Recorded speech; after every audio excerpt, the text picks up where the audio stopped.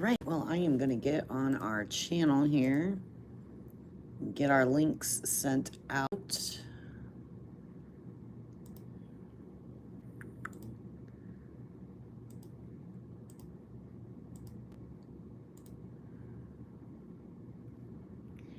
And hopefully we can have a good discussion today.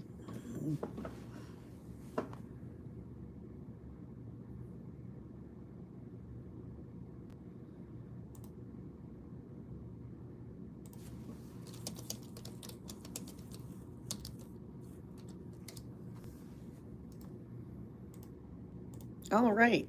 Well, it looks like I've gotten all of our links out. I didn't really expect anybody to come on. I will have this in our channel, so you'll be able to watch it later if you so desire to do so.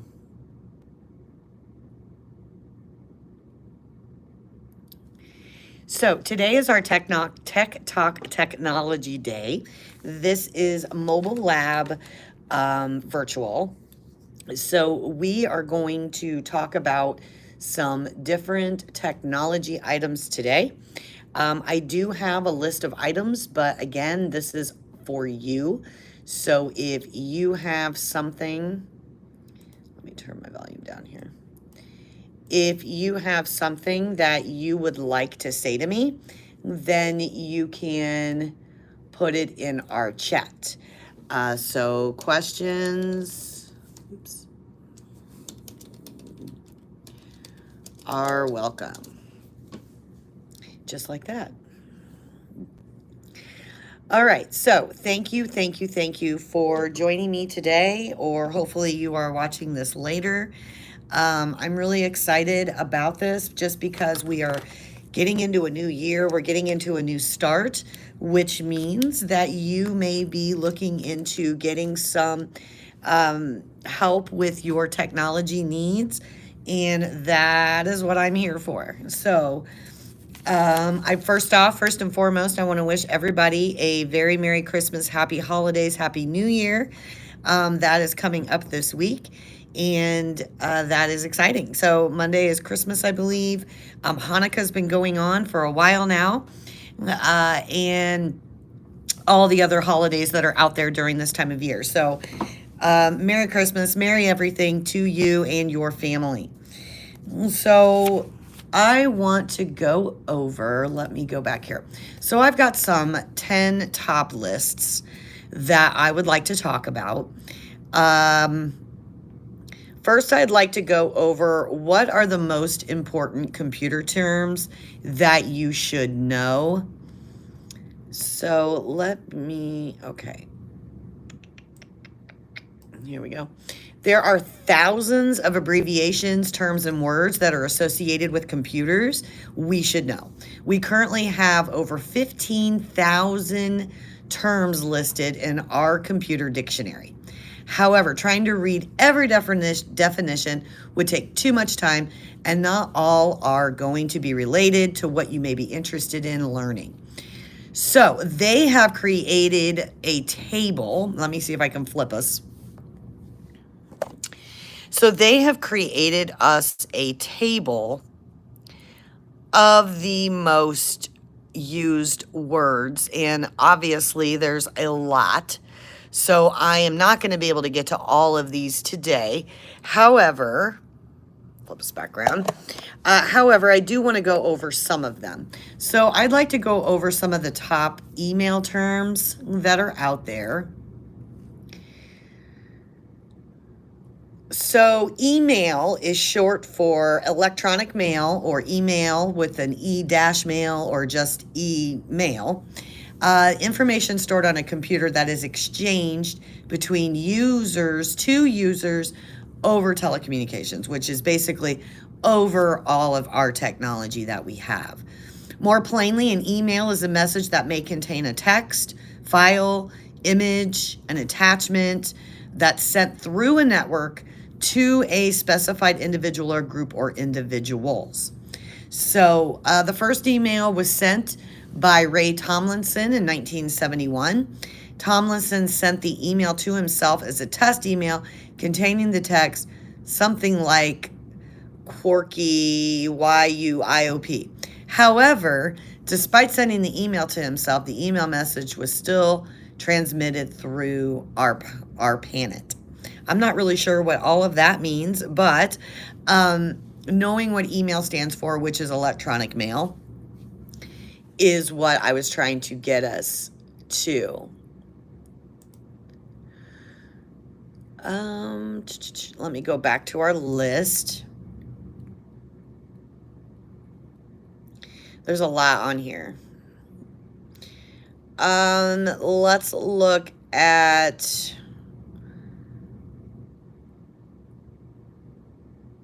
top internet terms. Web page. Web page is an internet term. Web page is a document commonly written in HTML, which is hypertext markup language, and it's viewed in an internet browser. A web page can be accessed by entering a URL, which is a uniform resource locator address, into a browser's address bar. Let me show you. So up here, sorry, thought I flipped this. Up here, this is what's called a URL. And even at the end of this, it says web page. So this is how we would access those web pages and get the information that we need. Let's see what else they have on here. How to find a web page.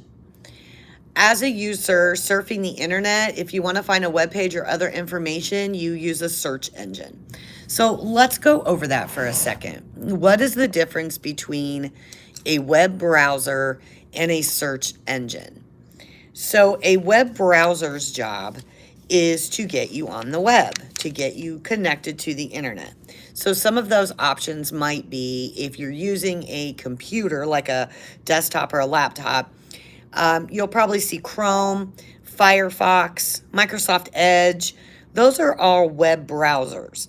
Now, when you start to get into your mobile devices, it gets a little shady because it really depends on what kind of mobile device you have, of what your actual web browser is. So for instance, on Safari or on Apple, their web browser is Safari, but I am able to still download Chrome. I can still download Firefox. Just as a standard default, they have Safari built on theirs. If you're using an Android, it really just depends on what kind of Android you're using, of what the web browser would be considered. Typically on Androids, that's a Google product. So you're going to be using a Google Chrome in order to get onto the internet. And again, a web browser's job is just to get you connected. That's all it's supposed to do. Once you get on the internet, now you have what's called search engines. And they're just that. They are engines for you to be able to search the internet. That's their job. That's what they do. So examples of that would be just a standard Google search. You can also use Yahoo. They have Bing. There are a lot of different kinds of search engines out there. Sometimes your antiviruses will even have their own search engines. So it just depends on what you're using, of what your web browser and your search engines are going to be that are available to you. Let's talk a little bit more about that URL.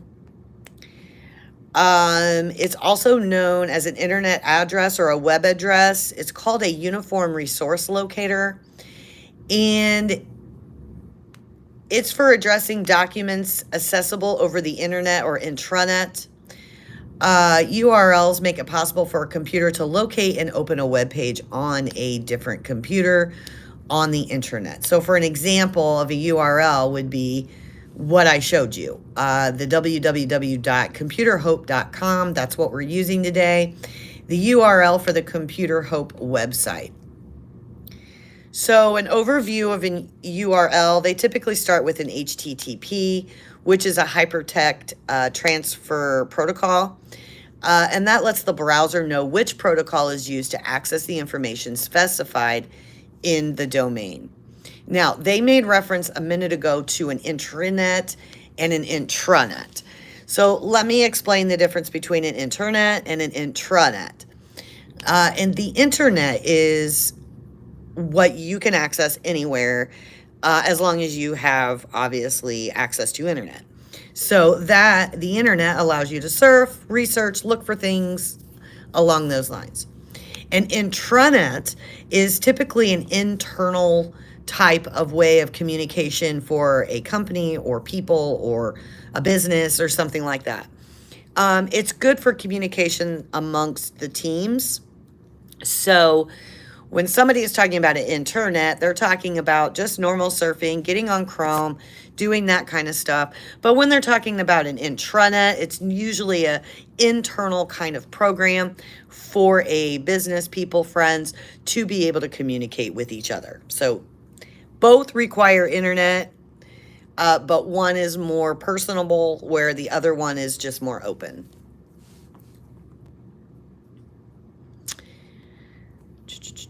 Let me see what else. I don't see anything else on here that... Okay, let's talk about Google Chrome a little bit. Google Chrome is a free internet browser that was officially released by Google December 11th of 2008.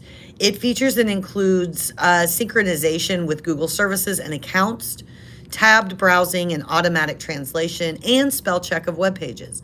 It also features an integrated address bar search bar called the Omnibox. Let's see. So the benefits and overview of Chrome, it works quite well with Google because it's a Google product, with Google Site services such as YouTube and Gmail. It also manages its systems resources differently than other browsers. It uses a V8 JavaScript engine that was developed from scratch at Google and may improve your experience on heavily scripted websites and applications. Essentially, it should make things you do on the internet faster. So, after being installed, the Chrome browser is automatically configured to download and install updates when they're available. You can also use what's called an incognito mode. We use that here at the library currently. We are going to be looking into getting some deep freeze or something that sets our computers back. But another option you have is private browsing, which is called incognito mode. And this mode lets you browse in an isolated sandbox web session. It gives you temporary control over your browser history and session identity, because when you close the browser, your logins and history are deleted. However, it does not guarantee that. So if you're logged into your emails or your Google accounts or anything like that, you're definitely going to want to log yourself out just as a precaution that the incognito mode is doing what it's supposed to be doing. There is a way to launch the incognito mode. You can press Control Shift and N for Windows or Linux, or Command Shift N for your Macs. Essentially, when you're in incognito mode, the browser doesn't log what you've been doing during your last internet session. So keep that in mind. So it does have an incognito mode through Chrome.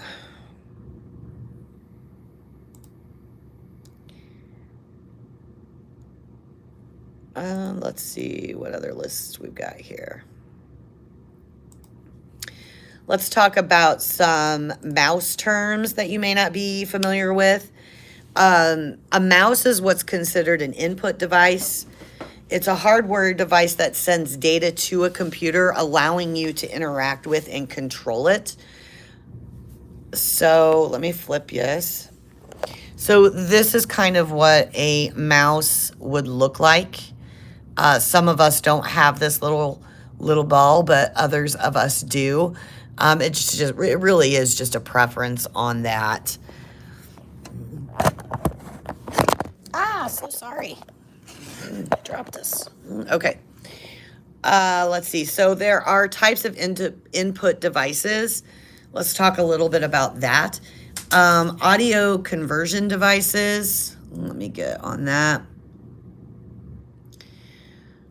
Okay, audio conversion devices would be like an MP3 or an LP, which is long play, record to MP3, and audio CDs. You also have access to a USB, which is a universal serial bus. They make barcode readers. Barcode readers is a set of lines of different widths and sizes representing data that when you read help identify the scanned object. Barcodes are used to help organize and index information or prices about an object. Business card reader, similar to other computer scanners, a business card reader allows a user to scan business cards to their computer for digital storage. Computer scanners are capable of scanning and converting text documents to type text by using an OCR, which is an optical character recognition software. Business card readers work on a similar principle, reading the text on the business card and converting the typed text onto your computer. They have digital cameras and digital camcorders. So a digital camera is a hardware device that takes photographs and stores the images as data on a memory card. And then you have digital camcorders, digital video camera, DV camera, video camera, or digital camcorder is a device that records video. 2 formats including digital 8, mini DV, DVD, a hard drive, solid state drives like flash memory. A keyboard is one of those primary input devices used with a computer. This allows you to type and it's going to register that typing right on the screen. They make several kinds, some that light up, some that are wireless, some that are wired. They make a lot of them. What else might be? A pen or a stylus is for computing. It's an instrument that's shaped like a pen. And it is designed to be used with graphics, tablets, devices that use touchscreen. Some of us may have, our fingers may not work as well as they used to, or perhaps they're a little bit bigger to get where we need to. So a stylus would be good for that.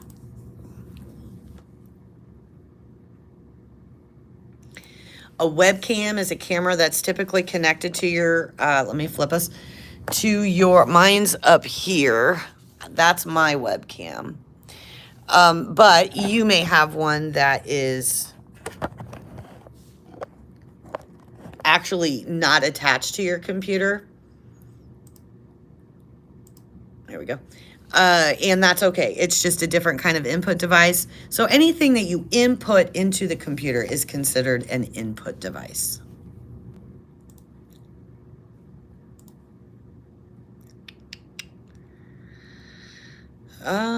What else?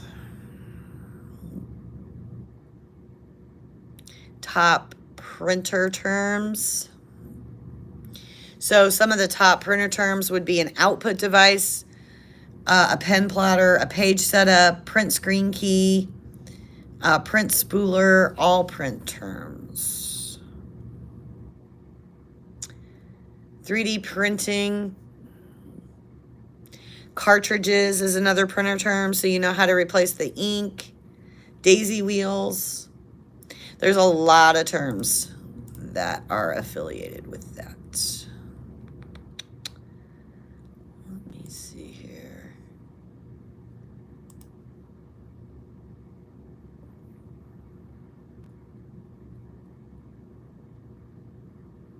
Okay.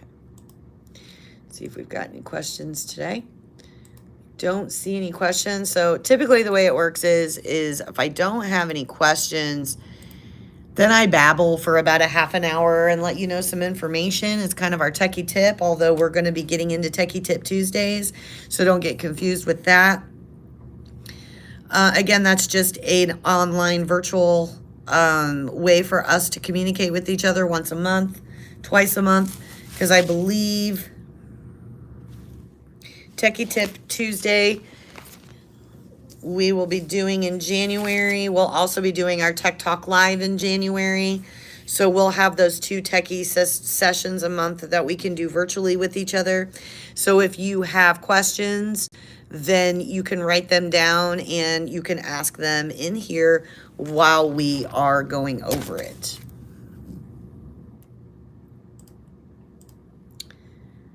All email terms. Here we go.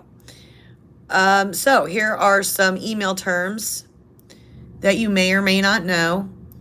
They have a username, junk mail folder, inbox. They have address book, attachment, blacklisting, a bulk email, the body of your email, what a CC is, what a BCC is. So let's go over that.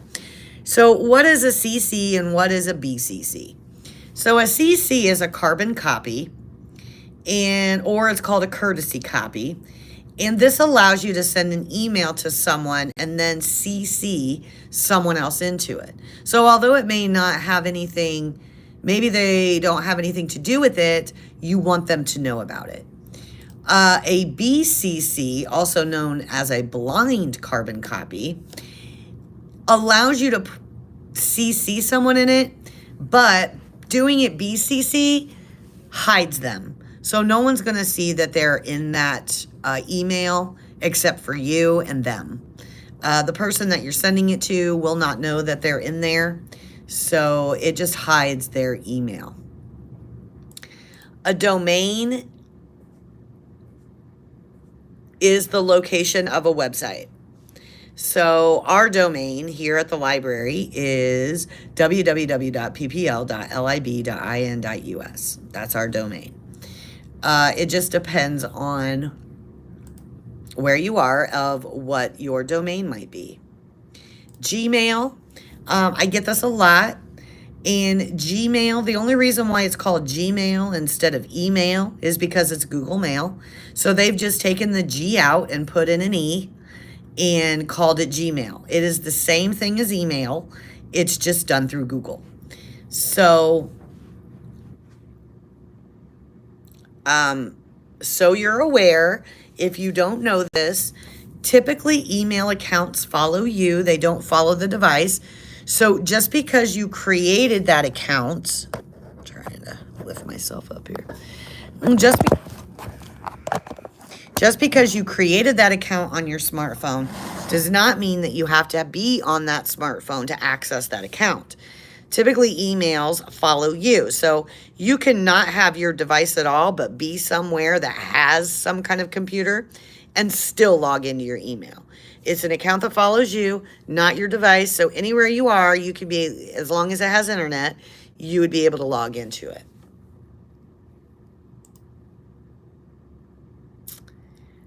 Seeing what other kind of... And there obviously are a lot of different kinds of emails out there. There's Yahoo, there's Gmail, there's Outlook, there's Hotmail, there's AOL. There's a lot of different ones out there. Typically, all of your emails, when you send one, should have a subject. People are trained to not open emails that don't have a subject. So you want to make sure that you're putting a subject in there. That way, people feel like it's legit and they want to open it. You can have an automatic signature put on your email so you don't have to sign it every time. That would be in your settings. You also have spam folders. These are folders that aren't considered primary. So you may have signed up for certain things and now you're getting notifications in your spam. You may even be getting those notifications in your inbox. It just depends on where your email has decided that it should go. At any point, if something's in spam, you can move it to the inbox and mark it as not being spam. Vice versa, anything that comes in through your inbox, you can mark it as spam so it doesn't come through the inbox. So you can do both. All right, that pretty much wraps up the main of emails. So CPU, I don't know if you are aware of what a CPU is, but a CPU is a central processor unit. it handles all the instructions and receives it from the hardware and software running on your computer. So for example, the CPU process the instructions to your web browser to open and display this web page on your computer. I am going to put this information in our chat. So if you do want more information about computer jargon, then you can get that.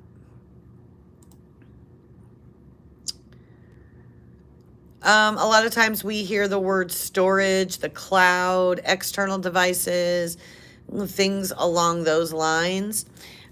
So that just means a place for you to keep the documents and the important information that you want to keep in there.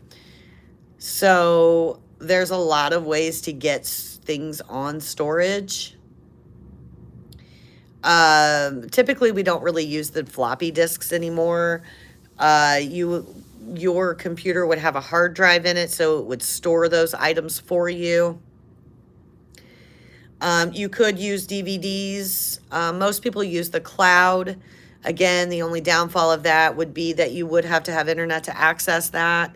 It is cloud-based, so if you don't have internet, then you're not going to be able to access the cloud. But you can buy flash drives, and if you're not familiar with what a flash drive looks like, that is what a flash drive looks like. It normally has that little squared piece, and it's going to plug right into those USB ports that you have, and you can transfer information over to them. You can also get an external hard drive. It does the same type of thing and plugs in USB-wise also. I'm just looking through some of our terms here. So what's the difference between downloading and uploading?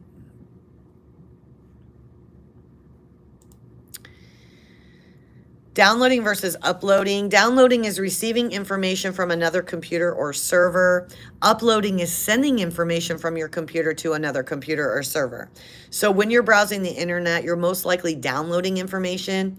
So for example, when you're viewing certain pages on your computer that says it needs to download the text or picture shown, then when you push download, it's putting it on your computer. When you're sharing pictures or videos, then you are pressing it and uploading it to them. So that's the difference between downloading versus uploading. So what's the difference between copying versus downloading? So many new computer users inappropriately refer to copying files on their computer as downloading. When copying a file from your computer to another drive or folder on the same computer, you're copying that file and not downloading it. If you're copying a file from a different computer to your computer, then you're downloading it. So just keep that in mind.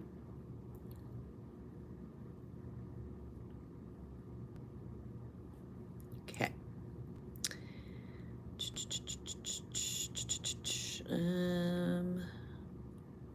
That is all I think I'm going to do today.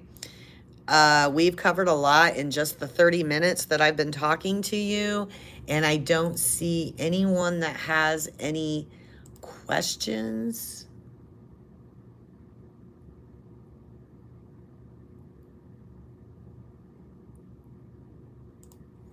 So I hope you guys have a really great holiday. I'm glad that we're getting back to our tech talks. I enjoy our tech talks. I'm going to try to plan them out a little better in the upcoming year, separating our techie tip from our tech talk. Our techie tips will probably be like this, where I am just giving you some tips to try to help you get along. Any ideas or questions that you may have that can help us with that, you can just send those my way. And then our tech talks will be probably more topic focused. So just be looking for that. It is just a place for us to gather, me to check on you, you to check on me. And keep in mind that I do offer free computer help. And I do this virtually for a lot of people. So if there is something that you want to know more about, then just get with me and we can get you scheduled in. So Happy New Year. Happy holidays. I hope you enjoyed our little Tech Talk version today. And I will be looking forward and seeing you in 2024. Bye, guys. Have a great one.